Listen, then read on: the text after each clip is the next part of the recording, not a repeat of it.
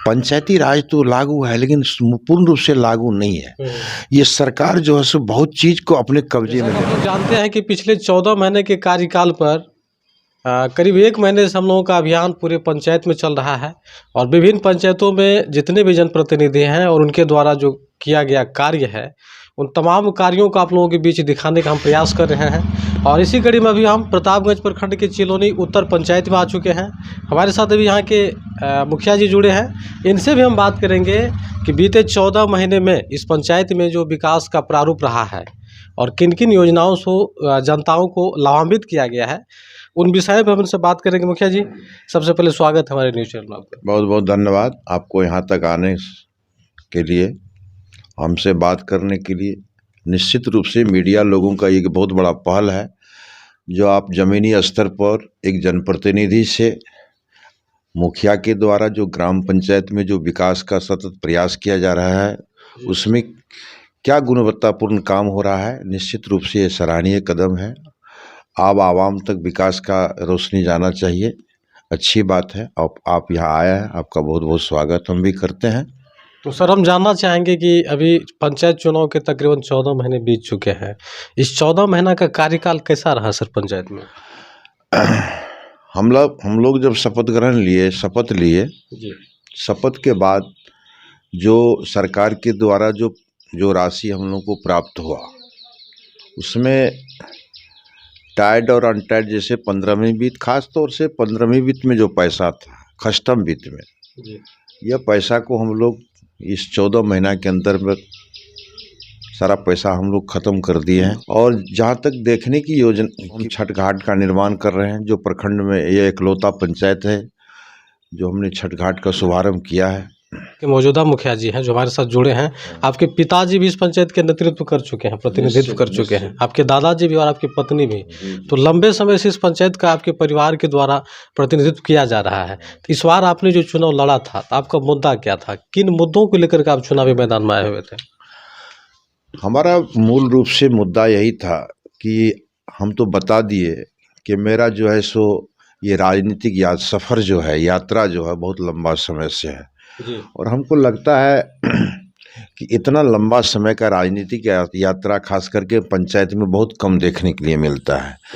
ये हमारा 70 वर्ष का यात्रा है और हमको लगता है कि आज भी जनता के ऊपर मेरा जो भरोसा है, जनता भी मेरे ऊपर जो भरोसा कर रहा है, कहीं न कहीं हम जनता से हारे जीते हम जुड़े रहते हैं। और सबसे पहले हमने वादा किया था और ख़ास करके प्रतापगंज प्रखंड जो है वो सुपौल ज़िला में सबसे पहले चुनाव हुआ था और मेरा रिजल्ट भी हुआ था 1 अक्टूबर और मैंने रिकॉर्ड मत से जीता था। जितना हमारे विरोधी को वोट हुआ उतना वोट से हम जीतवे किए हैं। हमको कुल 3600 वोट हुआ, 1800 वोट से हम चुनाव जीते थे। कितने प्रतिद्वंदी थे आपके? 5 प्रतिद्वंदी था। प्रतिद्वंदी तो लड़ने के लिए 5 रहता है, 10 रहता है, इस बार तो 5-6 था, 5 या 5 था। तो सवाल है कि यहाँ जो है, यहाँ की लड़ाई जो है खास करके 2001 से पहले 78 के चुनाव में हमारे पिताजी थे मुखिया, 22 वर्ष का जो था। इधर जो है सो 2 बार हम बने हैं मुखिया। हमको भी बहुत संघर्ष करना पड़ा यहाँ तक आने में। खास करके हम जिस जनरेशन में है वहाँ हमको भी बहुत मशक्क़त उठाना पड़ा। लोग गलत मैंने भटक गया था, पब्लिक भी थोड़ा देर सवेर आया था। तो आपका सवाल है कि आपका मुद्दा क्या है? सबसे पहले मेरा मुद्दा था कि जो भी जनता हमको वोट दे रहा है, जनता का जो मूल समस्या है वह जनप्रतिनिधि के मेरे नज़दीक बिना हिचक का। अब मुद्दा क्या, हम तो कोई भारत सरकार बिहार प्रधानमंत्री मुख्यमंत्री नहीं है। हम तो सर, पंचायत में बहुत सारे ऐसे काम होते हैं जिनकी मांग होती है जनताओं के द्वारा। अभी अगर देखा जाए तो भारत में एक पंचायत ही न्यू होता है। अगर विकास का शुरुआत होती है तो पंचायत से ही होता है। बता रहे हैं। सवाल है कि देखिए पंचायती राज व्यवस्था जो है, ये पंचायती राज व्यवस्था जो महात्मा गांधी जी ने सपना देखा था पंचायती राज का, पंचायती राज तो लागू है लेकिन पूर्ण रूप से लागू नहीं है। ये सरकार जो है सो बहुत चीज़ को अपने कब्जे में ले रखा है। आपका कहना कि समस्या, आपका मुद्दा क्या है? हमारा तो मुद्दा है कि बिल्कुल इस पंचायत को स्वर्ग बना देंगे, लेकिन कहीं न कहीं हम बंधे हुए हैं। आपको पता होनी चाहिए कि 15वीं वित्त का जो है योजना है उसको इस कदर बांध दिया है, मनरेगा को इस कदर बांध दिया है कि ग्राम सभा सर्वोपरि है। पंचायती राज में ग्राम सभा 3 ही सदन है, लोकसभा है, विधानसभा है, ग्राम सभा है। लेकिन लोकसभा जिस तरह से पावरफुल है, विधानसभा जिस तरह से पावरफुल है, क्या ग्राम सभा उस तरह से पावरफुल है? नहीं है। वह सरकार अपने कब्जे में ले रखा रहा है। तो कहने का मतलब है कि हमारे राष्ट्रपिता महात्मा गांधी ने जिस ग्राम स्वराज का सपना देखा था वो अभी तक साकार नहीं हो पाया। नहीं, साकार हुआ है, लेकिन जिस रूप में साकार होना चाहिए उसमें कुछ त्रुटि हो गया है। अभी भी उसको और कुछ ज्यादा करने का, सोचने का, उसको और मजबूत करने का जरूरत है। पूर्ण रूप से साकार नहीं हुआ है। ये व्यवस्था में सुधार करने के लिए आप कोई अफसर पदाधिकारी है कि जनप्रतिनिधि है, उससे सुधार नहीं होगा। जो आम पब्लिक जो है उसको भी सुधार के लिए चाहेगा तभी सुधार हो जाएगा।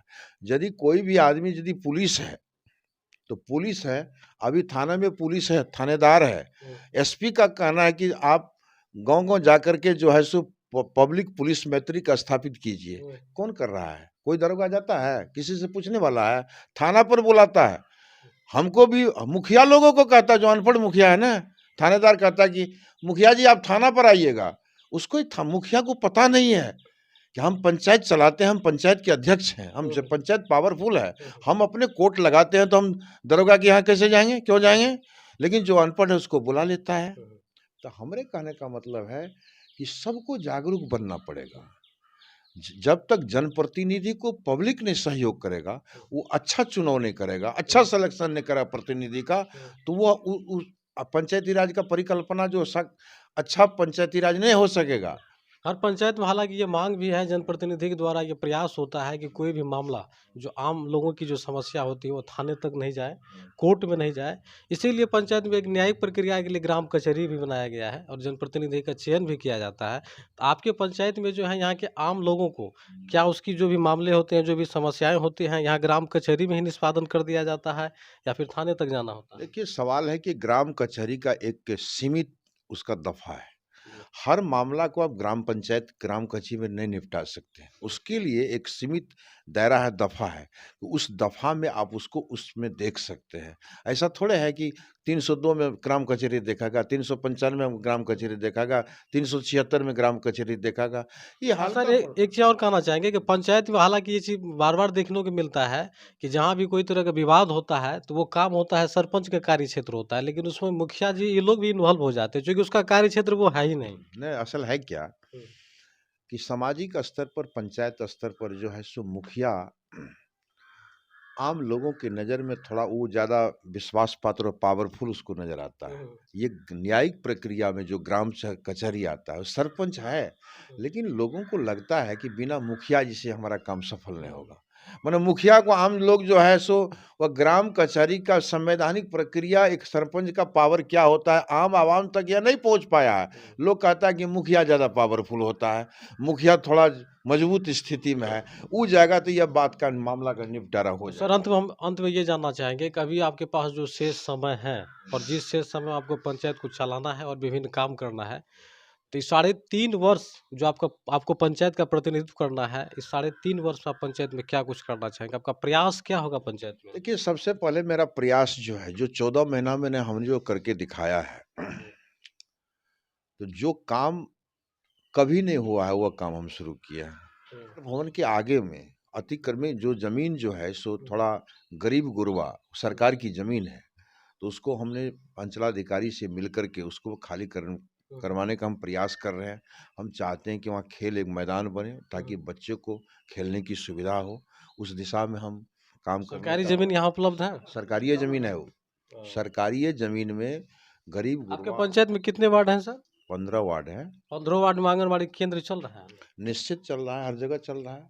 केंद्र कहीं कहीं देखने को मिलता है कि एक झोपड़ी के सहारे बच्चों को पढ़ाया जाता है, उसके लिए भवन का निर्माण? उसके लिए भवन, हर जगह भवन नहीं है, भवन का काम हो रहा है, प्रोसेस में है।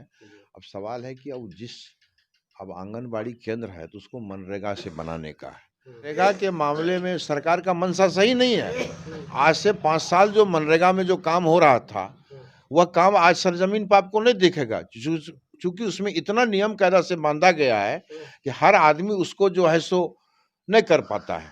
उस दूसरी बात है कि करने के लिए नियम कायदा से तो करना ही चाहिए, चूँकि मनरेगा ये क्या है, एक्ट है वो, योजना तो है नहीं। उसको जब भी हम करना है तो नियम कायदे से करना है, वो करने के लिए हम तैयार हैं। लेकिन ये भुगतान की जो समस्या है, उससे लोग परेशान हो रहा है। बढ़िया हो पेमेंट वाला काम, यदि नियमित समय से हो, नियत समय से हो, तो ठीक है। मनरेगा को हमको नियम कायदे के तहत करना है, उसके लिए कोई दिक्कत ये मांग तो बिहार के पूरे जितने भी पंचायत के जनप्रतिनिधियों लोगों के द्वारा है कि सबसे बड़ी समस्या है कि पहले समय पे राशि नहीं दी जाती है। नहीं। सरकार की हाँ। मंशा सही नहीं है।